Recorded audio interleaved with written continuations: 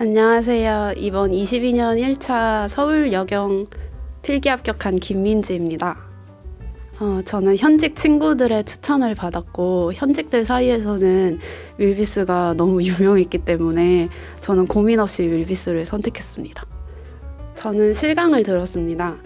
처음 공부를 시작할 때부터 실강을 들어야겠다고 생각했는데 실강은 정말 매력이 큰 것 같아요. 교수님들과 아이 컨택 하면서도 수업을 들을 수 있고 자기주도 학습이 안 되는 친구들은 저는 무조건 실강을 들으시라고 추천드리고 싶습니다.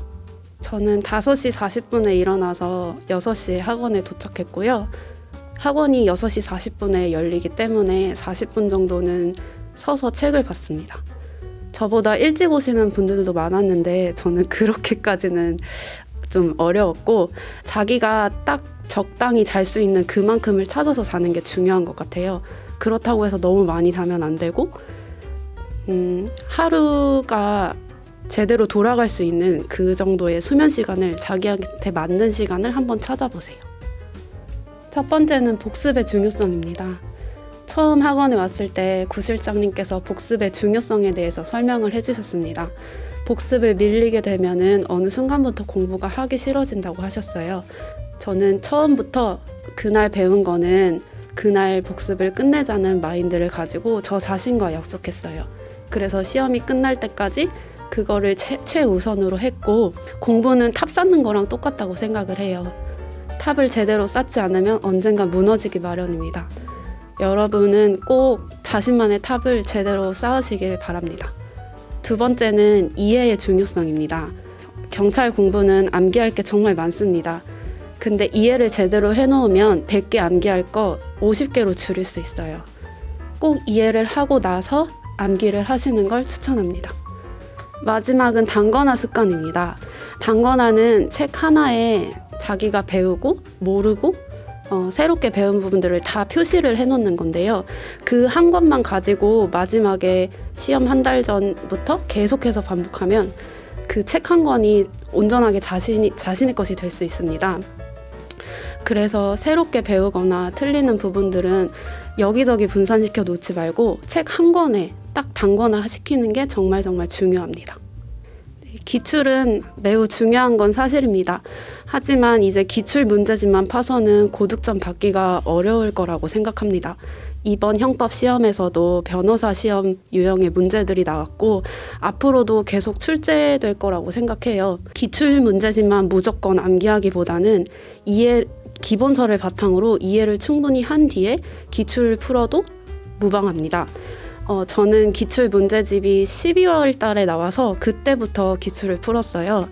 그 전까지는 계속해서 기본서만 회독을 했고 기출 문제집을 늦게 풀어도 저는 아무런 지장이 없었습니다. 특히 윌비스는 문제풀이 1, 2, 3단계가 있어서 기출을 아주 무궁무진하게 풀 수 있기 때문에 기출 문제집에 너무 연연해서 그것만 푸시기보다는 교수님의 수업을 제대로 듣고 이해하고 자기 걸로 만든 뒤에 기출을 푸시는 걸 추천합니다. 헌법이라는 과목이 처음에 접할 때는 굉장히 추상적이긴 한데요. 헌법은 자신의 전략 과목으로 만드셔야 합니다. 헌법은 다른 과목에 비해서 난이도가 훨씬 낮아요. 그래서 그 대원리, 대원칙들만 제대로 숙지하고 공부를 해도 충분히 고득점을 맞을 수 있습니다. 헌법은 꼭 만점을 목표로 하시는 걸 추천드려요. 헌법은 교수님이 하라는 대로만 하고 자기가 맞는 그 기본서 하나만 계속해서 하면은 충분히 만점이 나오는 그런 효자 과목입니다. 저는 헌법을 처음 공부할 때 기본서를 계속해서 읽고 나중에 되었을 때는 내 친구랑 핵지총을 계속 반복해서 봤어요. 근데 반복해서 볼 때는 아는 거를 계속 반복해서 보기보다는 모르는 부분에 포스트잇을 꽂고 그 부분을 계속해서 봤습니다. 그렇게 시간을 절약하면 좋은 점수를 받을 수 있어요. 저는 김원욱 교수님 수업을 들었습니다. 김원욱 교수님의 수업의 최고의 장점은 초등학생들도 이해할 수 있다는 것입니다. 정말 쉽게 설명해 주시고 두 문자 같은 것들도 엄청 잘 외워지게 잘 따주셔서 저는 그대로 다 했고 교수님이 하라는 대로만 해서 만점을 받을 수 있었습니다. 헌법을 하면서 자기가 이제 고민이 되고 잘 모르겠고 이런 부분 혼자 끙끙 앓지 마시고 꼭 교수님께 질문을 하시길 바래요. 교수님께 질문을 하는 순간 치료가 됩니다. 저는 그런 식으로 혼자 공부도 하고 교수님께 질문도 많이 드리고 그렇게 공부했어요. 먼저 형법 총론은 학설이 많잖아요. 근데 그 학설이 처음에는 분명히 어려울 거예요. 근데 어렵다고 해서 그냥 단순하게 넘어가려 하지 말고 이해가 될 때까지 계속 반복하세요. 처음에는 그 과정이 제일 중요합니다.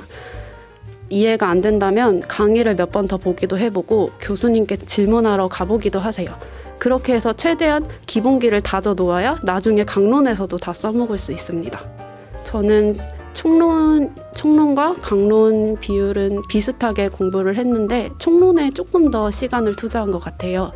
아무래도 학설이 많다 보니까 그 학설을 습득하는 데 시간이 좀 걸리긴 했지만 막 대충 공부하고 기출문제 풀고 이런 식은 하지 않았고 충분히 제대로 알고 기출을 풀었기 때문에 남들보다 더 빠르게 풀 수 있었어요. 공부를 하다 보면 막히는 부분이 많아요. 혼자 고민하는 시간도 괜찮긴 한데 지금 2차까지 시간이 얼마 남지 않았잖아요. 그 시간에 교수님께 질문하러 가면 시간을 훨씬 단축할 수 있습니다. 그리고 저희 학원 교수님들은 항상 질문을 꼼꼼하게 답변해 주시고 하나라도 더 알려주려고 하시기 때문에 두려움을 갖지 말고 교수님께 항상 가서 질문 드리고 이제 새로 배우고 그렇게 하시는 걸 추천합니다. 흔히들 경찰학을 어렵다고들 하시는데 저는 이해가 잘 가지 않습니다. 경찰학이 제일 쉽습니다. 경찰학은 암기할 게 많아서 그렇지 암기만 제대로 하면 배신하지 않는 그런 과목이에요. 근데 암기를 할 때 뒤죽박죽 암기하지 마시고 먼저 목차를 펴서 이 부분은 어디에 있고 저 부분은 어디에 있는지 파악부터 하시길 바랍니다. 그렇게 큰 틀을 짜놓은 뒤에 하나하나 퍼즐 맞추기 식으로 채워가시면 돼요. 그리고 교수님 카페에 있는 위원회 자료와 숫자 특강을 저는 많이 활용했습니다. 계속해서 보는 것만이 경찰학의 답인 것 같아요. 근데 교수님께서 두문자 같은 것들도 많이 따주시지만 저는 저만의 암기 방법을 계속해서 생각을 했어요. 경찰학은 공부할 때 포인트가 내가 어떻게 하면 시험장에서 이걸 헷갈리지 않고 맞출 수 있을까? 이거를 탐구하는 게 필요한 것 같아요.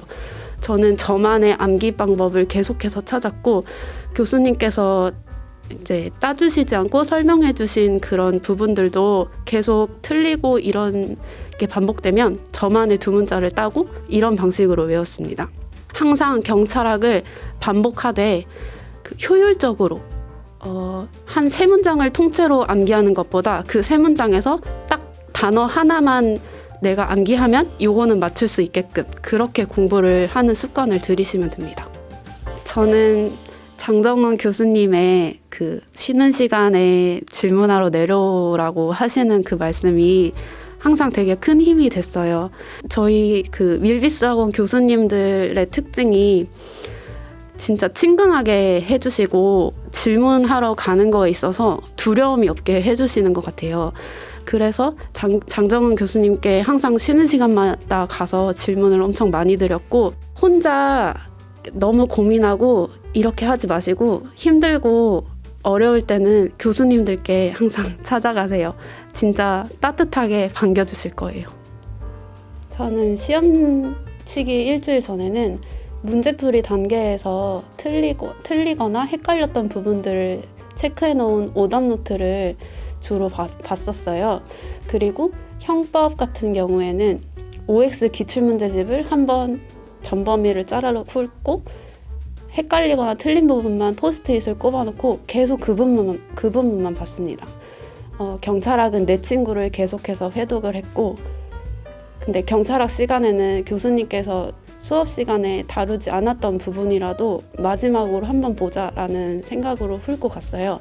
그래서 내 친구에서 모든 문제가 거의 나왔다는 게 저는 공감이 됐고 헌법 같은 경우는 핵지총을 활용을 했는데요. 핵지총을 보면서 틀리거나 헷갈린 부분은 무조건 포스트잇을 꼽아서 그 부분만 계속해서 반복적으로 봤습니다. 그리고 시험 딱 하루 전에는 포스트잇 꼽아놓은 부분만 계속해서 봤어요. 정말 시간이 별로 없잖아요. 아는 부분 절대 보지 마시고 모르거나 틀렸던 부분만 계속해서 반복적으로 보십시오. 제가 한 시험을 4개월 정도 앞뒀을 때 자꾸 불안한 마음이 생겨서 신강훈 교수님께 찾아간 적이 있습니다. 그때 교수님께 저 너무 불안하고 공부를 해도 계속 불안한데 어떻게 하면 좋을까요? 라고 말씀드렸더니 교수님께서 누구나 다 수험생들은 불안하다. 근데 그렇게 불안할 시간에 오늘 할 일을 딱 정해놓고 그만큼만 열심히 한 다음에 밤에 잠들기 전에 내가 오늘 목표로 한 거 다 했나? 이렇게 확인하는 그런 과정을 반복하다 보면 이제 좋은 결과가 나올 거다. 그렇게 말씀을 해주셨어요. 그게 정말 기억에 남는데 수험생들은 누구나 다 불안한 게 사실이에요. 불안하지 않다면 솔직히 거짓말일 것 같아요.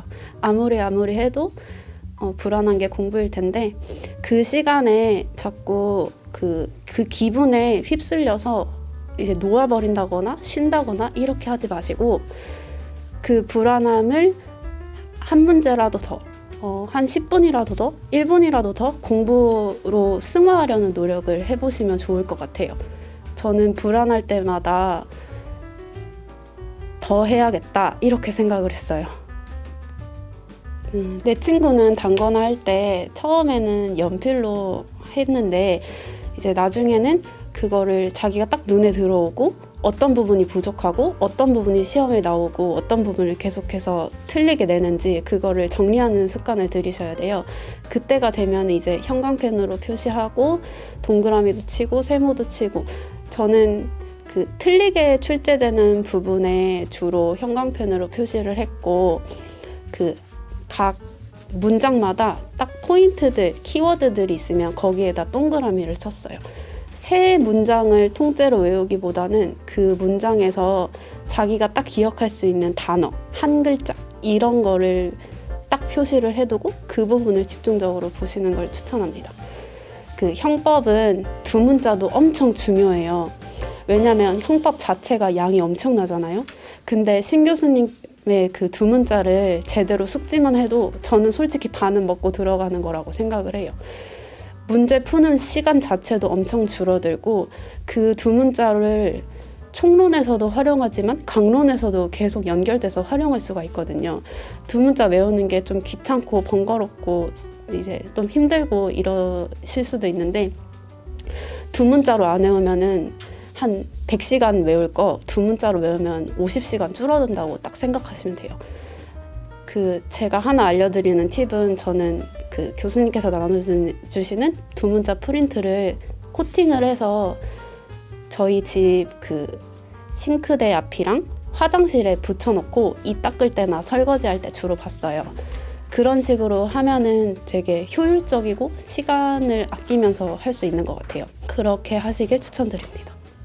처음 공부하는 친구분들은 많은 양에 막막하실 거고 이번 1차에서 아쉽게 떨어지신 분들은 이제 또 어떻게 2차를 준비를 하나 되게 막막하실 것 같은데 마음먹기 나름인 것 같아요. 그리고 엉덩이 싸움이고요. 자꾸 자기 자신을 합리화하려고 하지 마세요. 나 오늘 이 정도 했으니까 이제 놀아도 되겠지? 오늘은 일요일이니까 좀 쉬어도 되겠지? 그렇게 자기 자신을 합리화하다 보면 나중에 후회만 가득할 거예요. 차라리 그 시간에 더 열심히 남들 놀 시간에 한 문제라도 더 공부해야지 이렇게 마인드를 갖고 내가 이 짓은 최대한 빨리 끝낸다 이렇게 딱 자기 마음가짐을 가지세요.